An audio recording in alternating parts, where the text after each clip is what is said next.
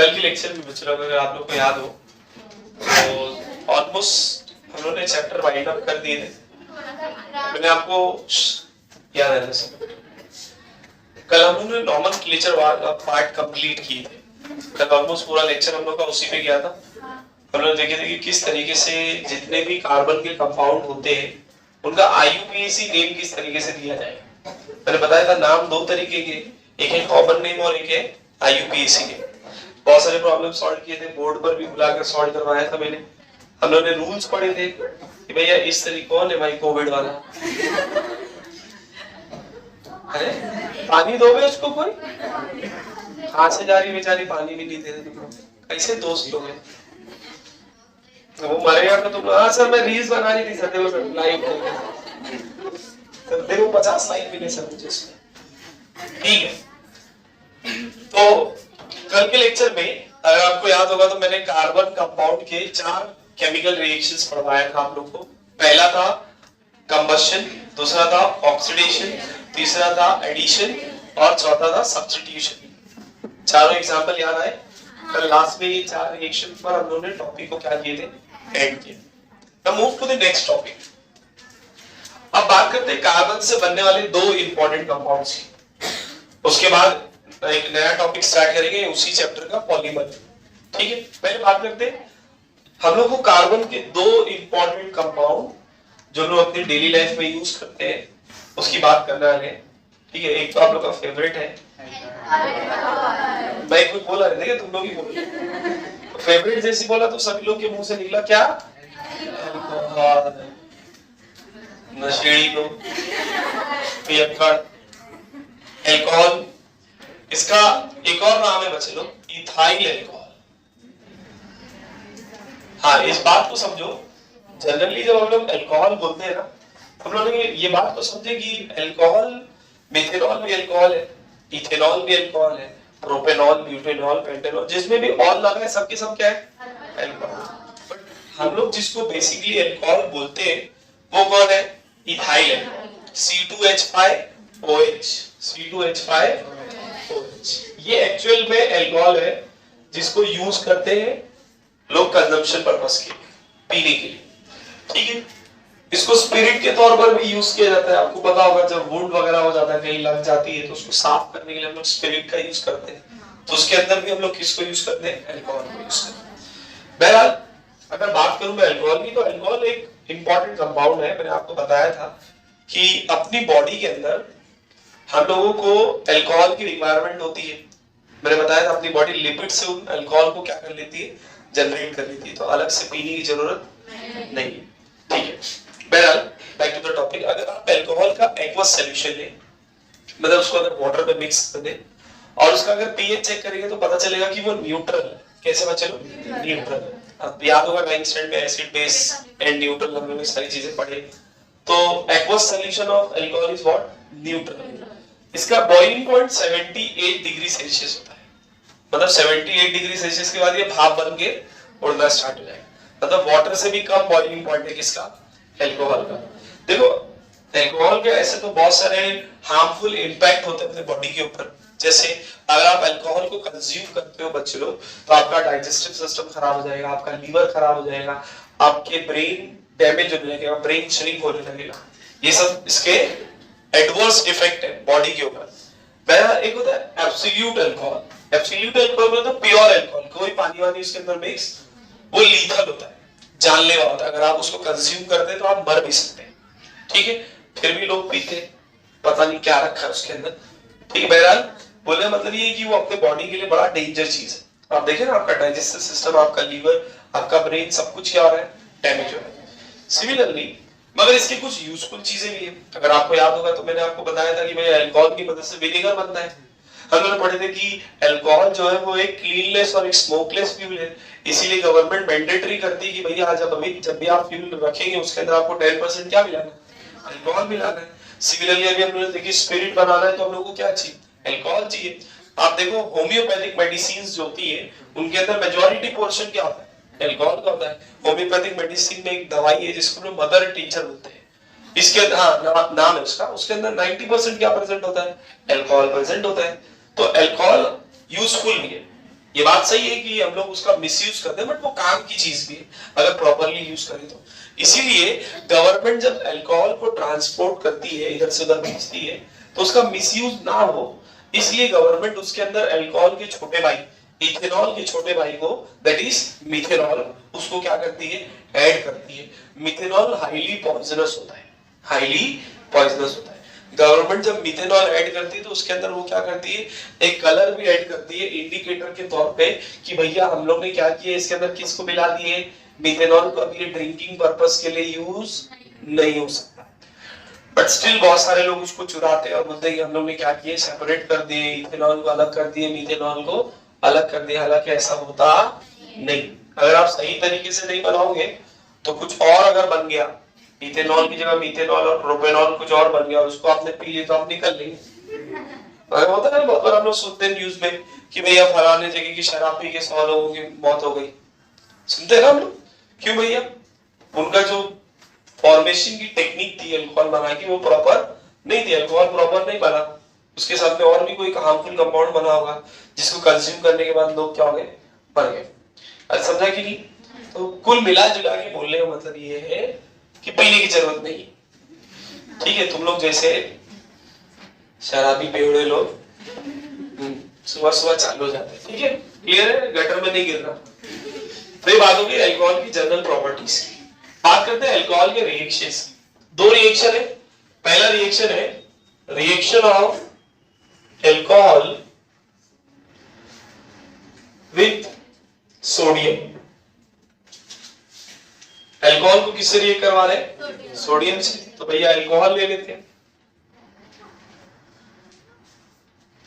इसको हम लोग रिएक्ट करवाते हैं सोडियम से। क्या होगा बच्चे लोग, यहां से सोडियम H को हटा देगा, उसकी जगह कौन पहुंच जाएगा, सोडियम। तो C2H5ONa और हाइड्रोजन गैस क्या हो जाएगी, रिलीज हो जाएगी। अगर आप ध्यान से देखो तो यहाँ पर एक कंपाउंड बना है, इसको बोलते हैं सोडियम ईथो ऑक्साइड। क्या होते हैं बच्चे लोग, sodium ईथो oxide.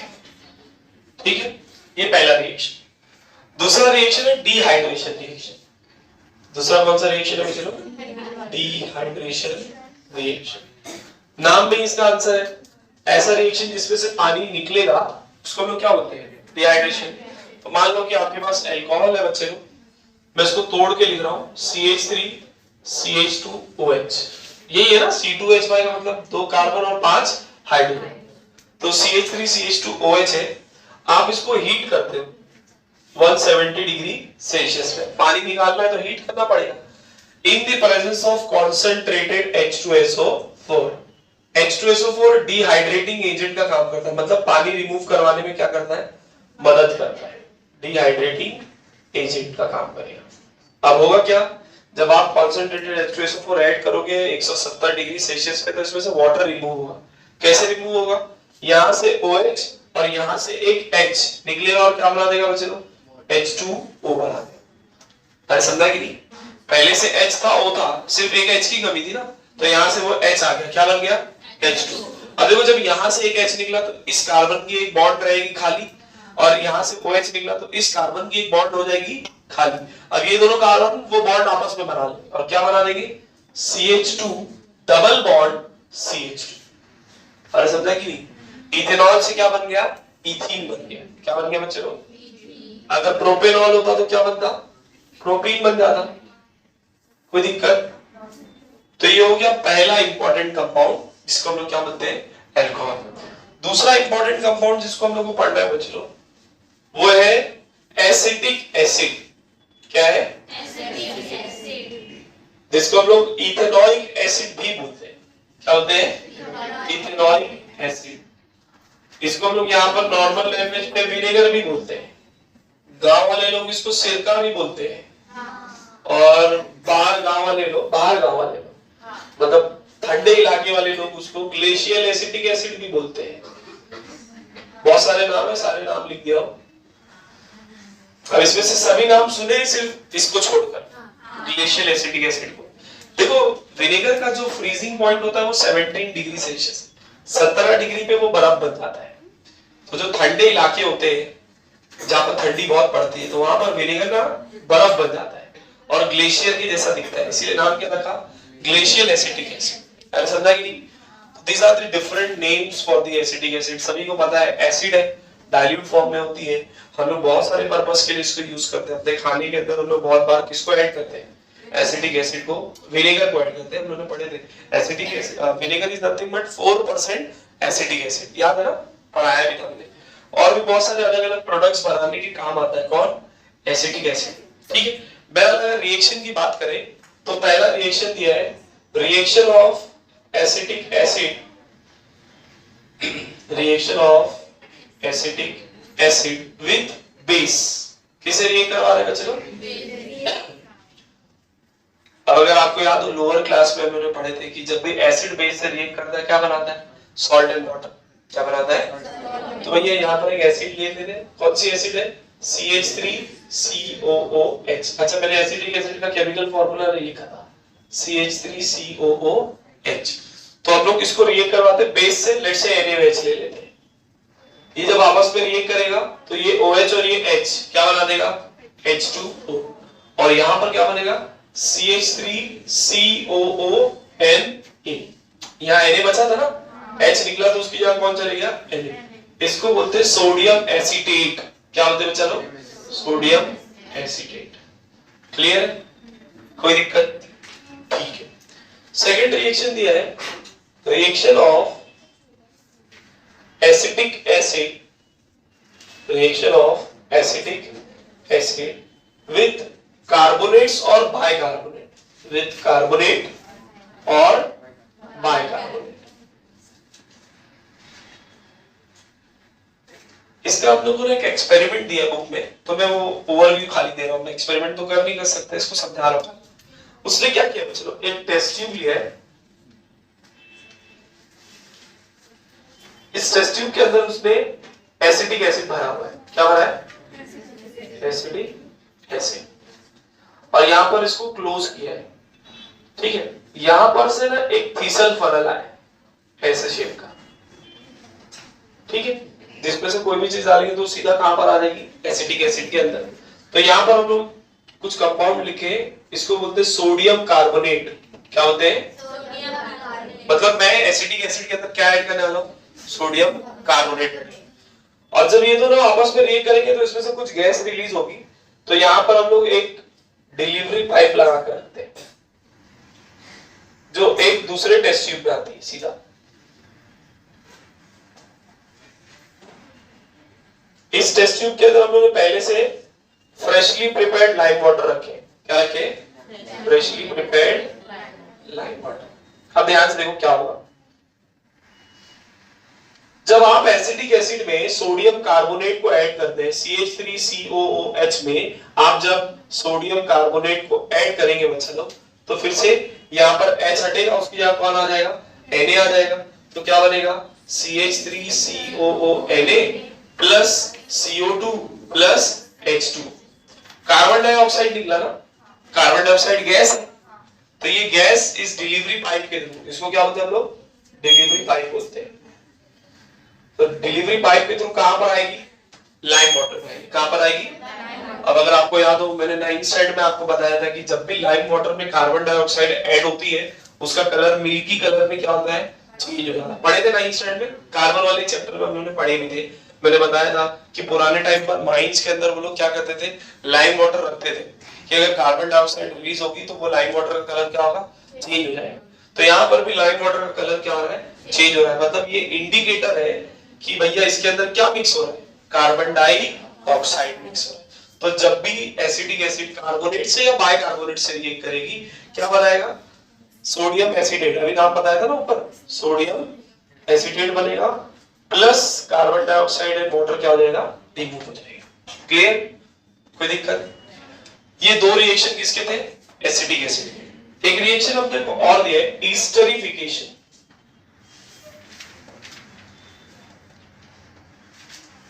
What is esterification? Esterification मतलब ईस्टर बनाना। अब आप बोलेंगे सर ईस्टर क्या है, तो फंक्शनल ग्रुप पढ़ाया था तो उसमें ईस्टर और ईथर का नाम लिखा था, बट नॉमेनक्लेचर में हम लोग ने ईस्टर और ईथर नहीं पढ़े, क्योंकि अब देखो बुक में दिया हुआ ईस्टर का अगर आपको फंक्शनल ग्रुप याद है तो बॉन्ड COO, ईथर के लिए बॉन्ड ओ बॉन्ड लिखा था, ईस्टर के लिए फंक्शनल ग्रुप क्या लिखे थे, बॉन्ड COO।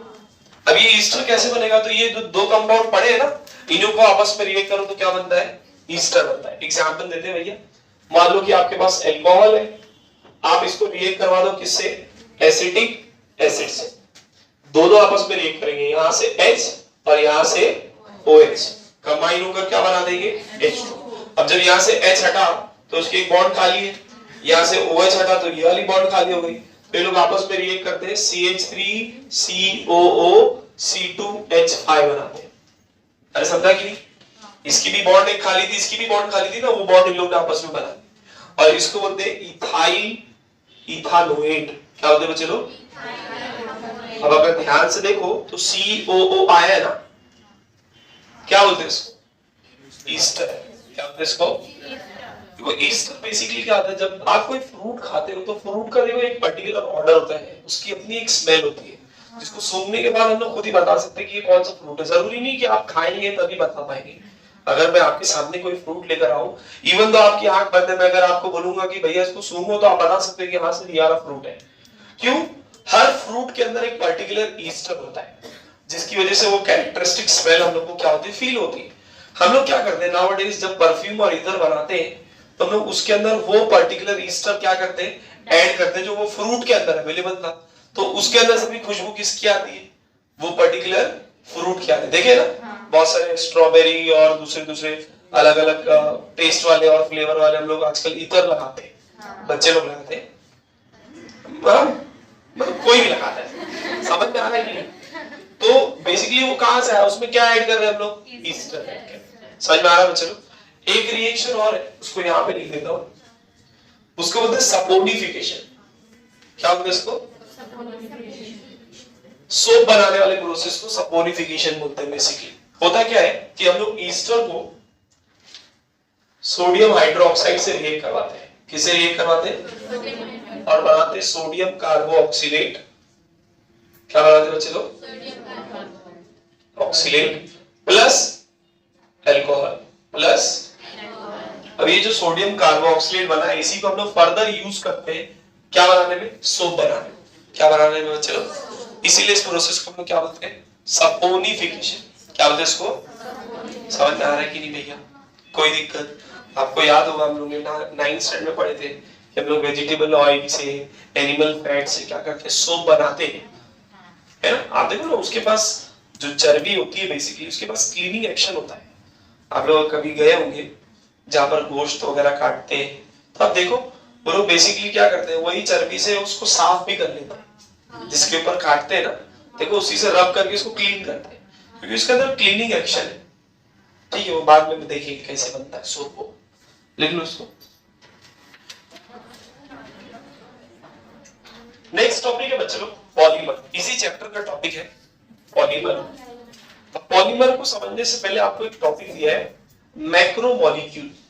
क्या दिया है, मैक्रोमोलिक्यूल मतलब बड़े मॉलिक्यूल। आपको याद होगा हम लोग ने स्टार्टिंग में चैप्टर के पढ़े थे कि कार्बन जो होता है ना, बहुत सारे कार्बन से क्या हो सकता है, अटैच हो सकता है, और कंबाइन होते होते उनका मास 10 टू द पावर 12 kg तक की चले जाता है। इतने हैवी मासेस के कंपाउंड वो लोग क्या करते हैं, फॉर्म करते हैं। ये बड़े बड़े कंपाउंड है, इसी को हम लोग बोलते हैं मैक्रोमोलिक्यूल। इसी को हम लोग क्या बोलते हैं, ये जो मैक्रोमोलिक्यूल होते हैं ना, वो दो तरीके के होते हैं। एक जो नेचुरली बनते हैं नेचर में, और एक जिसको हम लोग बनाते हैं। मैं दोनों का एग्जांपल देता हूं, उसको हम लोग आम भाषा में इस मैक्रोमोलिक्यूल्स को हम लोग पॉलीमर्स बोलते हैं। क्या बोलते हैं बच्चे, एक एग्जांपल देता हूं, polythene. Polythene plastic, polythene basically मालूम है वो किससे बना है, इथीन से बना है। किससे बना है, आप इथीन को जब बार बार रिपीट करते हो, बहुत सारा है ना, उसको बोलते हैं पॉली। क्या बोलते हैं इसको, तो क्या बन गया, पॉलीथीन।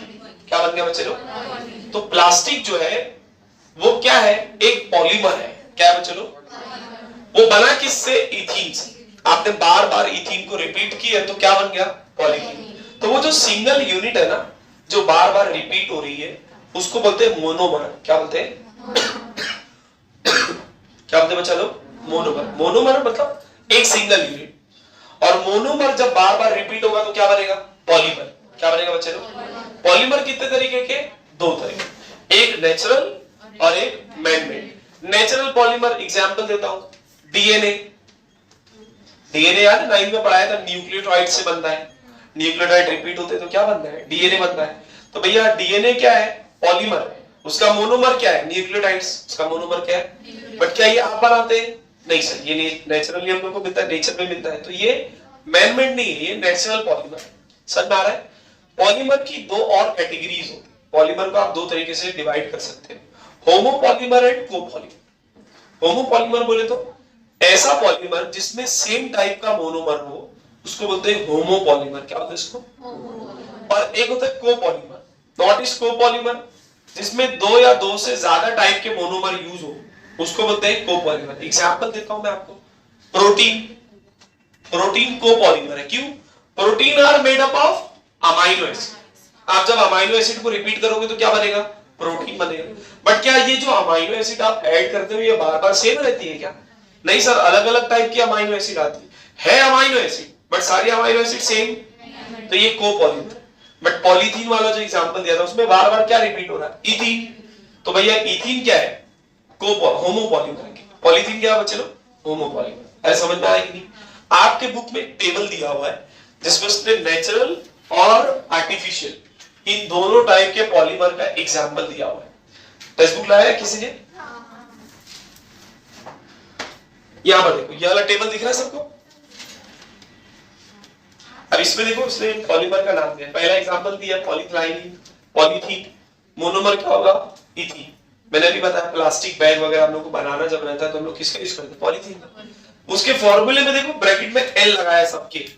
एन क्यों? क्योंकि वो जो चीज है ना वो बार बार रिपीट होने वाली, तो अब बार बार तो नहीं लिख सकता, इसलिए उसने ब्रैकेट लगा के क्या लिख दिया? एन। ऐसे देखो पॉलीस्टाइरीन। पॉलीस्टाइरीन एक पॉलीमर है, पॉली लगा है ना, तो वो क्या बच्चे लोग? पॉलीमर। उसका मोनोमर क्या है? स्टाइरीन है। मोनोमर क्या है उसका? हम लोग जो थर्माकोल वगैरह यूज करते हैं वो किसका बना है? पॉलीस्टाइरीन का। सिमिलरली आप देखो पीवीसी, पॉलीविनाइल क्लोराइड। अपने जो प्लास्टिक के पाइप्स होते हैं घर के अंदर, पानी वाले जो पाइपलाइंस होती है, वो पीवीसी की बनी है। किसकी बनी है? उसका मोनोमर विनाइल क्लोराइड है। विनाइल क्लोराइड इसका क्या बच्चे लोग? मोनोमर है। पॉलीमर क्या होगा? Polyvinyl chloride. सिमिलरली हम लोग को नेक्स्ट दिया पॉलीएक्राइलोनाइट्राइल। पॉलीएक्राइलोनाइट्राइल पॉलीमर है। मोनोमर क्या है? एक्राइलोनाइट्राइल।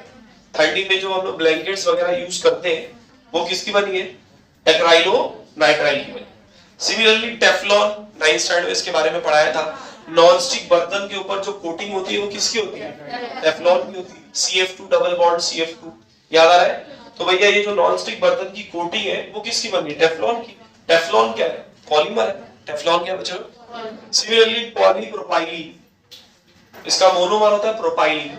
इंजेक्शन सिरिंजेस वगैरह जो बनती है जिस चीज से, वो किसकी बनती है? पॉलीप्रोपाइलीन की बनती है। अरे समझा कि नहीं? ये सब हम लोग बना रहे हैं, तो ये मैन मेड पॉलीमर है। कुछ नेचुरल भी है, जैसे आपके बुक में वहां पे देखो पॉलीसैकेराइड का एग्जांपल दिया है।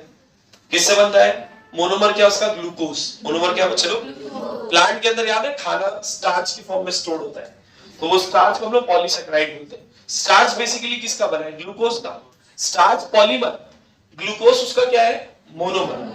सिमिलरली ह्यूमन बॉडी के अंदर ग्लाइकोजन होता है। मैंने बताया था हम लोग अपने बॉडी में खाना लीवर के अंदर स्टोर करते हैं in the form of glycogen, तो वो भी किसका बना है? ग्लूकोज का बना है।